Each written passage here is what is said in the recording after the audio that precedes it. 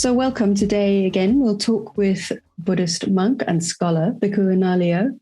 And in this episode, he introduces the idea of opening the heart as the fundamental purpose of all our practice, and how to relate our mindfulness meditation practice on the cushion to a compassionate response to the world.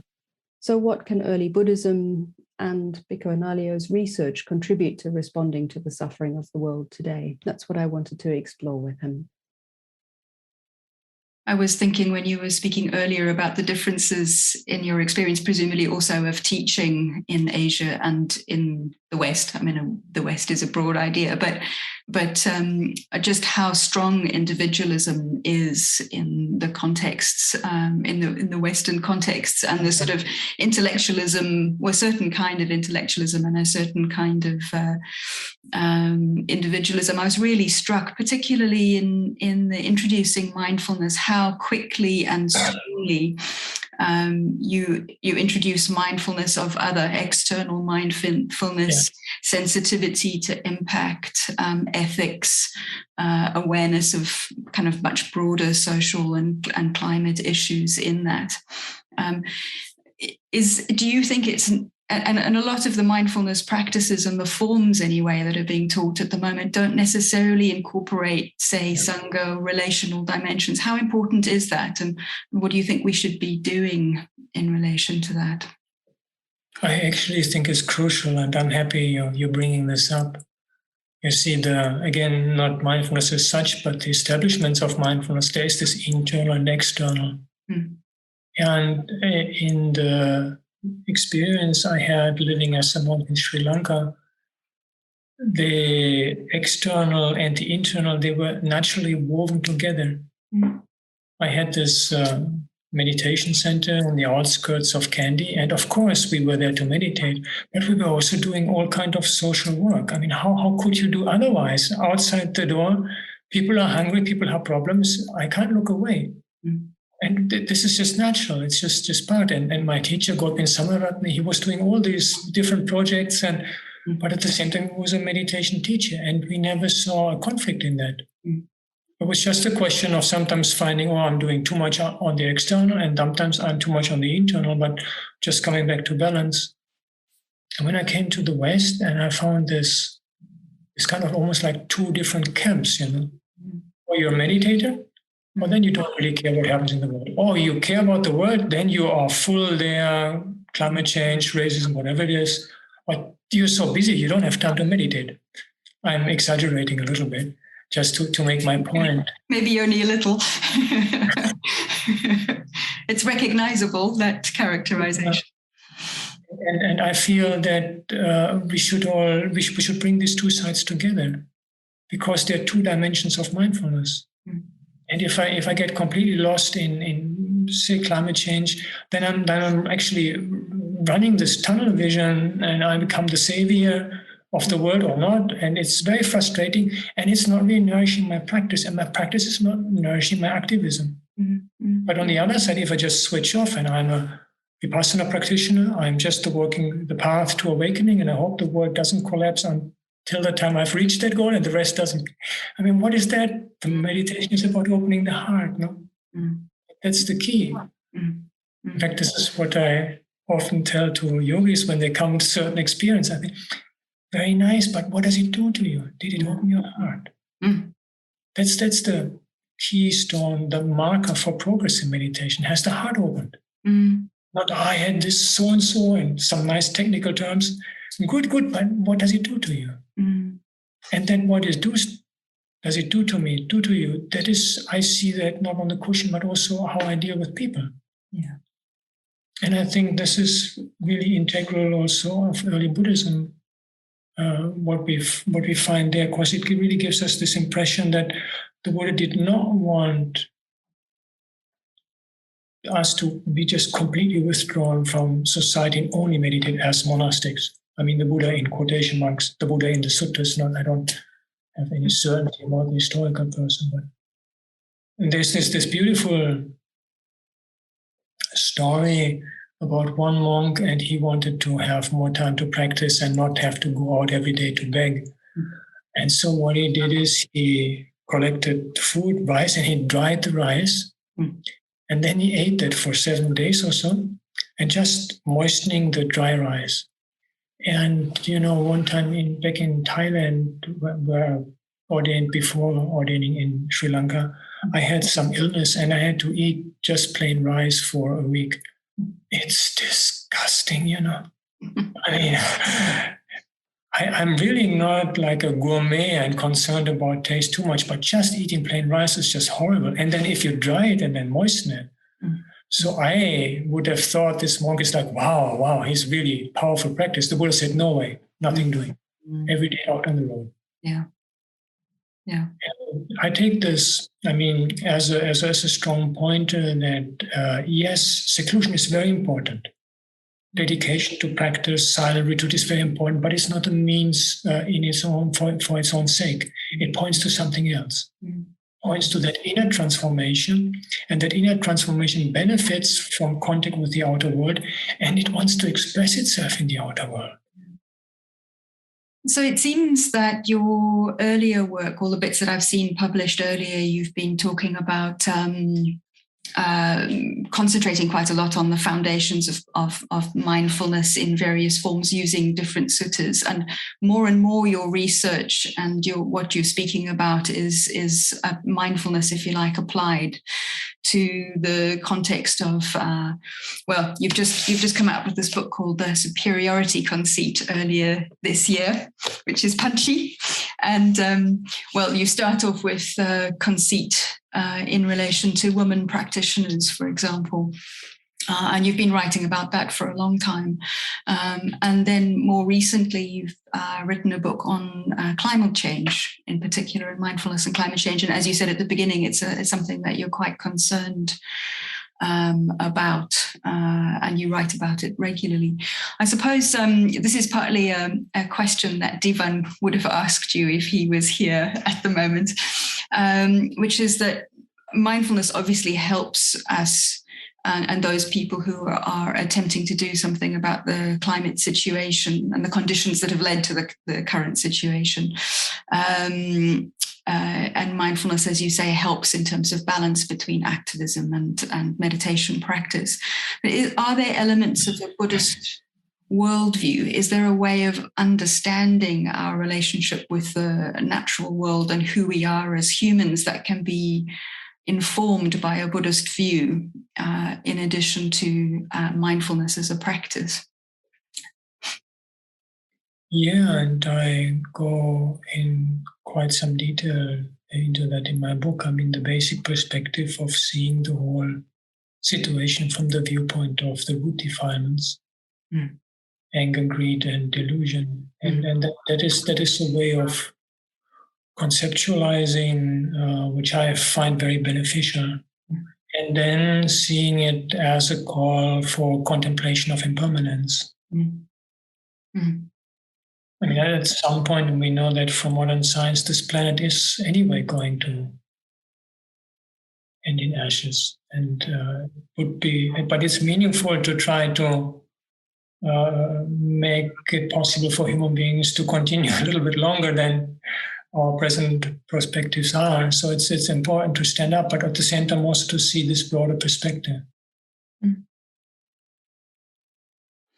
I was wondering about the significance of, say, the elements practice in relation to this awareness of our relationship with the natural world. Yeah, that comes up usually when I teach the establishment of mindfulness, the Satipatthana. This is one of the 3 body exercises that we find in all versions.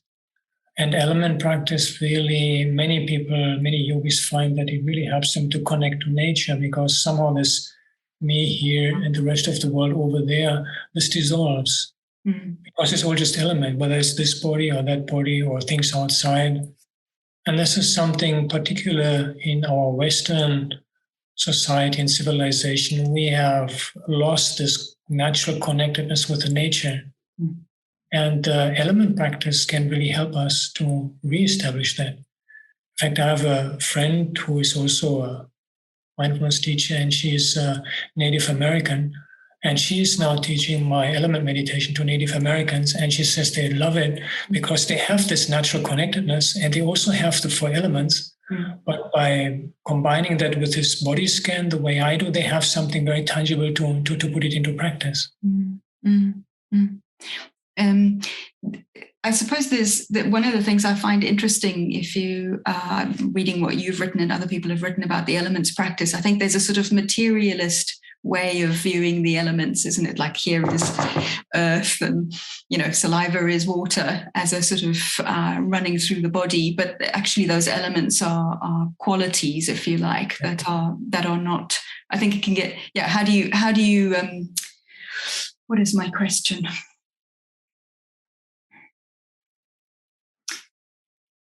The element practice is not just about dealing with the nature of material in the world and the material that makes up the body. It's also a practice about our view and the nature of the mind and perception. Going back to everything is imagined, perhaps, in that way. The elements in a later tradition, because there was a general trend in ancient India to develop like atomistic theories. And so in later tradition, there's a lot of concern with the elements as atom kind of quality. But in the early teachings, there are more qualities. And we get the 4, but we also sometimes get 6. So then there's space and consciousness. And in fact, early Buddhist thought does not endorse body-mind dualism in any way. And the qualities can also be applied to the mind. There's an instruction by the Buddha to his son Rahula. Develop your mind like earth, like water, giving like certain qualities of these elements as an inspiration for developing the corresponding mental attitude. But the main pointer of the element, the way I understand it, is really towards emptiness, which with the more atomistic kind of approach can get a little bit lost from sight. It's really that they're just qualities, and you can deconstruct them one into the other. Earth depends on cohesion. Water depends on temperature. Fire depends on movement, and wind depends on space. And then you're not left with any atom or nucleus or whatever it is, but it's just qualities. And these qualities are inside and outside. They're just the same qualities. I suppose my question always is, in a way, is with these what would wisdom as applied to the individual in relation to, say, and skillful means apply in terms of climate change, for example. There's obviously, it would be very helpful if all of us became more sensitive to the impact of what we do and understood more clearly our interconnectedness, say, with everything and each other. But are the kinds of meditation practices, contemplative practices, sufficient to engage with the institutionalizations, if you like, of greed or hatred or delusion that we see regularly? They provide the source for facing these, but then each of us also has to embody the understandings gained on the cushion in the way we relate to the world. And this can be activism that can take all kind of different forms. But in my mind, the key point that I think Buddhism can offer there is not just the elements, but it is precisely a correction to the general trend in modern society, particularly evident here in the USA, for this postmodern deconstruction of truth, deconstruction of morality, and celebration of subjectivity. These 3 I consider central culprits for our inability to deal with climate change, for having elected somebody like Donald Trump, who is really, this is exactly what he's an icon for disregard for morality, completely bending of truth and the celebration of subjectivity. And this whole postmodern trend threatens to destroy humanity. And so as Buddhists, we can say, no, there is truth.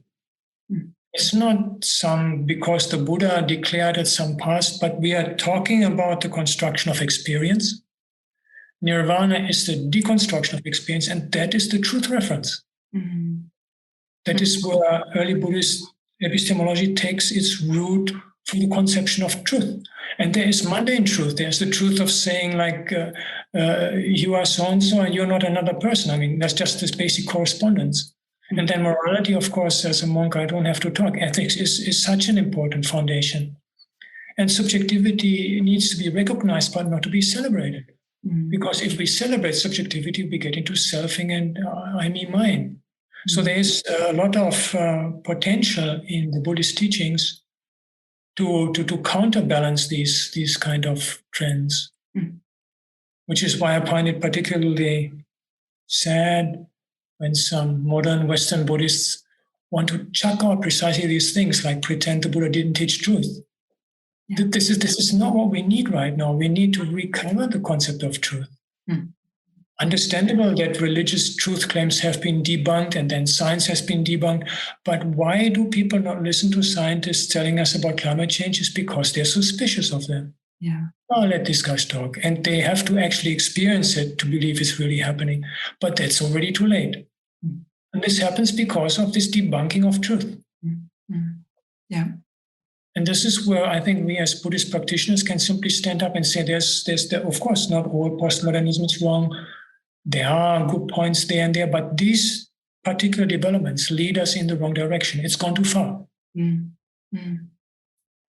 Is this what you're working on more at the moment in terms of your writing and research or your responsiveness? This is exactly what I'm heading right now. Yeah. So, trying to provide a corrective to postmodern tendencies which are self-destructive. Well, I think in view of climate change and vast-scale destruction is going to happen, and the tendency toward right-wing and wars and everything, we people need to network. The Buddhists and with other traditions, we need to network, because alone we can't handle that. So my brothers and sisters in the Buddhist fold, stop looking down on each other. Accept each other for being different, let each other do what they want, but let us network and try to connect on those central values that we sometimes hope that will help humanity to survive. Thank you. Let's get on with it then. Thank you so much. Lovely to meet you, and wish you all the best with your work. Yeah. Thank you for the lovely interview, and I also wish you all the best. Thank you, Anālayo. Go well. Bye-bye. Windhorse Publications is part of the Triratna Buddhist community, and this podcast is sponsored by Future Dharma Fund, a Buddhist fundraising charity which helps fund Dharma projects across the world, including ours. If you're enjoying the podcast, please consider donating to them to help them fund current and future projects like ours. You can find out more about Windhorse Publications by going to our website.